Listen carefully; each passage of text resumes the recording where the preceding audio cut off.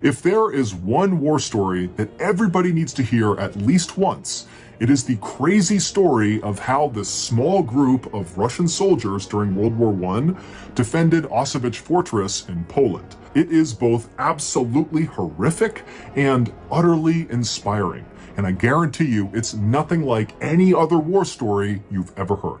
But before we get into that story, if you're a fan of the strange, dark, and mysterious delivered in story format, then you've come to the right place because that's all we do, and we upload once a week. So, if that's of interest to you, please sneak into the like button's house, take all their fresh eggs out of the fridge, hard boil them, and then put them back. Also, please subscribe to our channel and turn on all notifications so you don't miss any of our weekly uploads. Okay, let's get into today's story.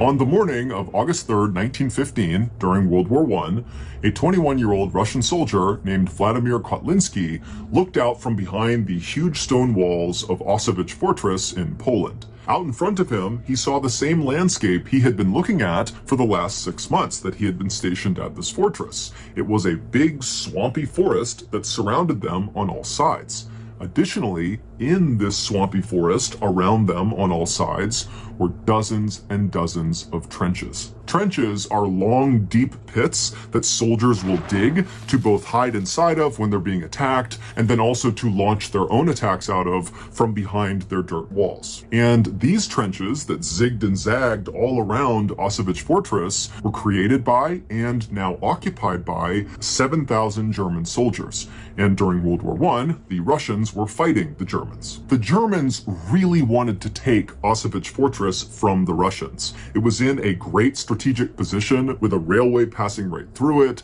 There was also a river nearby and a main road, meaning whoever owned this fortress was greatly aided in moving critical wartime supplies and troops in a very hotly contested area. But despite the repeated attempts by these 7,000 Germans to take over Auschwitz Fortress over the past 6 months, they had all been repelled by Vladimir and the puny 900-man Russian force inside of the fortress. And so, by that morning, August 3rd, 1915, as Vladimir is looking out from the battlements over the trenches in the marsh down below, it was like both the Russians and the Germans had reached a sort of stalemate, where neither side was trying to attack the other, and neither side was leaving. They were just kind of staying put and doing nothing. In fact, over the last few weeks, there had been so little action from either side that the Russian soldiers inside the fortress got so bored, they began sneaking out the side door of the fortress to try to catch fish with their bare hands in the nearby river. But this morning, as Vladimir stood atop the wall, he noticed something strange happening in one of the trenches that was located closest to the fortress. It was still several hundred feet away, but he could see clearly down into this trench. And what he saw was there was this cluster of high-ranking German officers that were kind of huddled together, and they kept looking down at the ground at something inside of the trench that Vladimir couldn't see, and then they would look up at the sky and kind of wave their hands around, and then they'd look back down at the ground below them. Now, Vladimir had no idea what they were doing. I mean, again, he could not see what they were looking at in the trench, and when he looked up into the sky where they seemed to be looking, it just looked like a regular blue sky. But whatever they were doing, it was making Vladimir feel nervous. Vladimir was a young junior officer, which meant he was in charge of other soldiers, but because he was so new, he lacked experience and credibility, and so really wasn't considered a serious leader within the army. And so Vladimir, as he's watching this strange behavior, was concerned that if he left now and told his superiors that he was worried about the Germans because they were looking at the sky funny and looking at the ground funny, that it would make him look like he was being paranoid and not a good leader. And so ultimately, Vladimir just looked at this cluster inside of the trench and decided, you know what, they're not shooting at us, there's no attack happening, so whatever they're doing, it can't be that big of a deal. And lately, no one's done anything, so why would that change now? And so Vladimir left the walls of Auschwitz Fortress and went down below to hang out with his friends. 3 days later, at 4 in the morning, the Russian soldiers who were up along the Auschwitz fortress walls keeping watch that night noticed something strange out in the darkness near where the Germans were.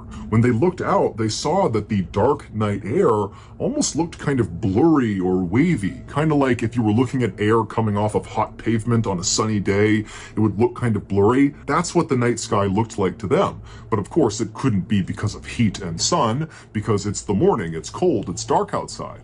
And so as these Russians are looking out, not sure what to make of this blurry air, they began calling up more Russians to go have a look and figure out what this was. And over the next couple of minutes, as the Russians looked out from behind the walls at this air, they realized what it was. It was this huge grayish-green cloud that was as wide as the fortress was, and the wind was blowing it in their direction. Now, the Russian soldiers had no idea what this was, and so they just kind of stood there watching it in stunned silence.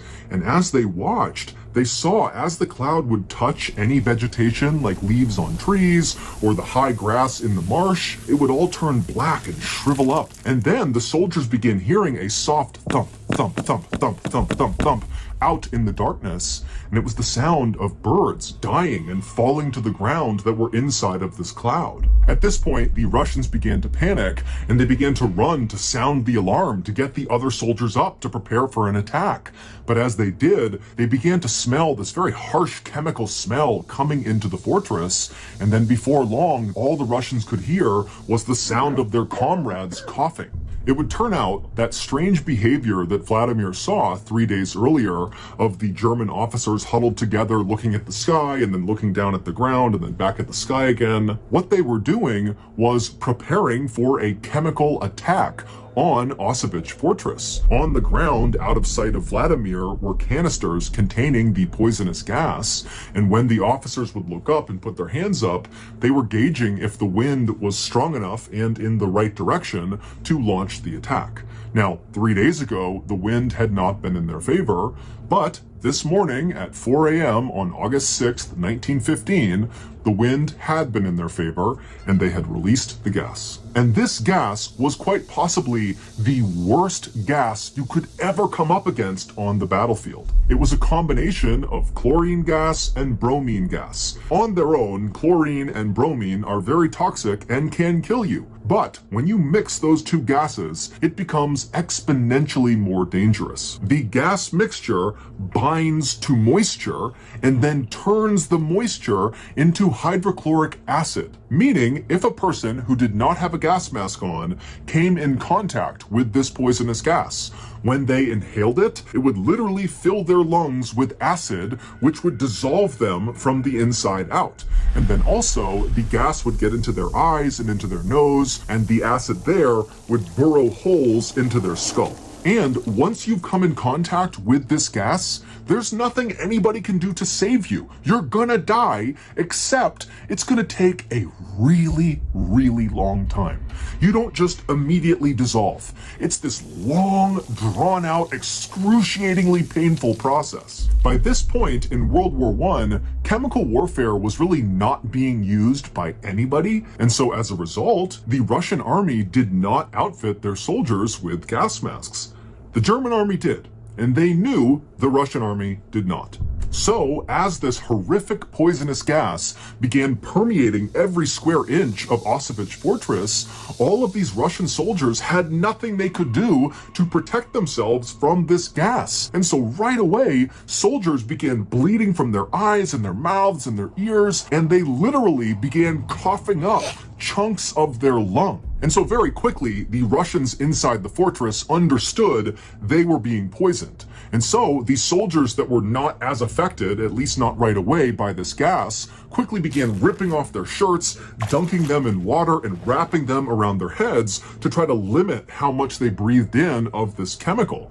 But it really didn't do much to stop the chemical. In fact, these makeshift gas masks might have made it worse because the gas would have bound to the moisture on the shirt. And so the Russians were totally doomed. They were surrounded on all sides outside the walls by by their enemy. And then inside the fortress was this gas, and there was no ventilation in the fortress, and so there was nowhere to go. They couldn't escape death no matter where they went. And so Vladimir, he was one of the guys that was still on his feet inside of the fortress, and he stumbled over to this narrow window on the side of the fortress walls, and he looked out and he saw all these Germans running towards them, firing their machine guns, artillery's being fired. I mean, he knows they are moments away from the Germans reaching the fortress door, coming inside, and killing every last one of them. But Vladimir's reaction to this was not being scared or being sad.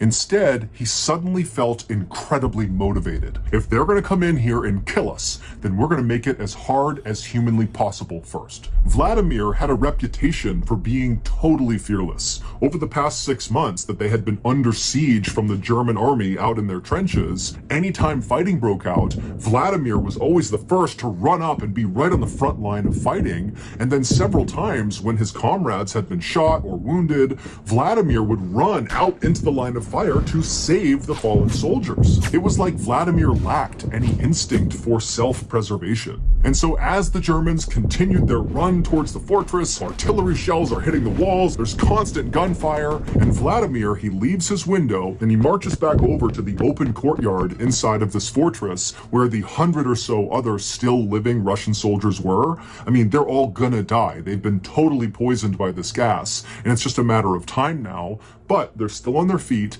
and Vladimir walks over to them, and even though, again, he's pretty junior, he stands up and he says to them, "This is our moment. We are all going to die, but what we do right now will define us." And the way Vladimir said it, he got those 100 soldiers who were on death's door to be so motivated so quickly that they rallied to him. And so as these men are literally bleeding out of their eyes, their mouths, they're coughing up pieces of their lung, Vladimir explained the plan. And then moments later, with Vladimir in the front, this gaggle of soon-to-die Russian soldiers charged towards the gates, opened the fortress, and began running out towards the Germans, screaming with their bayonets lowered. Now, the Germans on the outside fully expected that this chemical attack would kill all of the Russians, that taking Auschwitz fortress would be super routine because when they walked in, everybody would be dead. And so suddenly to have the fortress open and have these men that are covered in bloody rags and they're puking up pieces of their organs and they're stumbling forward like zombies with bayonets out, screaming like banshees, it scared the living out of the Germans. In fact, they were so quickly terrified by what they saw, they literally dropped their guns, turned, and began running back towards their trenches. And as they did, Vladimir and his dead man army began picking off the Germans one by one. And then after Vladimir and the dead man army ran out of ammunition, they just continued staggering forward directly into the thousands of Germans in front of them and began picking up dead German weapons and firing them. And then when they got up to the trenches where these retreating Germans had been so scared they had run into their own barbed wire, and so there's all these retreating Germans stuck on the barbed wire, the Russians just began bayoneting all these men that were stuck. And so at some point, as Vladimir is doing this, a German soldier ran up to him and bayoneted Vladimir right in the stomach. He ran him all the way through until the barrel of the gun was right up against his stomach. And Vladimir apparently looked down at this bayonet, knew he had been completely run through, and he looked up at the German who had just stabbed him, who was still holding the gun, and Vladimir spit blood and lung tissue all over this German's face, and then just began screaming directly at this guy. And so the German was so scared, he just dropped the gun, turned, tried to run, and then Vladimir was back on his gun with the bayonet still in his stomach, shooting at the Germans. The Germans were so completely caught off guard and terrified by Vladimir's dead man army counterattack that even though they outnumbered the Russians 70-1, they failed to take Auschwitz fortress. The main reason for that was the Germans who had escaped the counterattack and made it back to their trenches. They told the other German soldiers that the Russians had turned into zombies, literally, that they were undead, and so attacking them was pointless. They're already dead. and the Germans were so scared they refused to leave their trenches again. Once the Russians could tell they had successfully forced a retreat by the German army, Vladimir, who was still alive at this point with a gun still stuck in his gut from the bayonet, he called out to the rest of his soldiers to retreat back to the fortress. And so this handful of Russian soldiers who were about to die, they hobbled their way back inside of their fortress, and then Vladimir gave his final command: destroy the fortress. If we can't have it, nobody can. Every single Russian soldier that came in contact with that poisonous gas died, including Vladimir. When the Germans did eventually take Auschwitz Fortress at a later date, when again all of the Russians were dead, when the Germans went inside, they realized the fortress had been destroyed and it was no longer strategically valuable. Vladimir would be awarded posthumously Russia's highest military honor. His actions and the actions of the other dying soldiers that fought alongside him are remembered today in stories, songs, and statues all across Russia.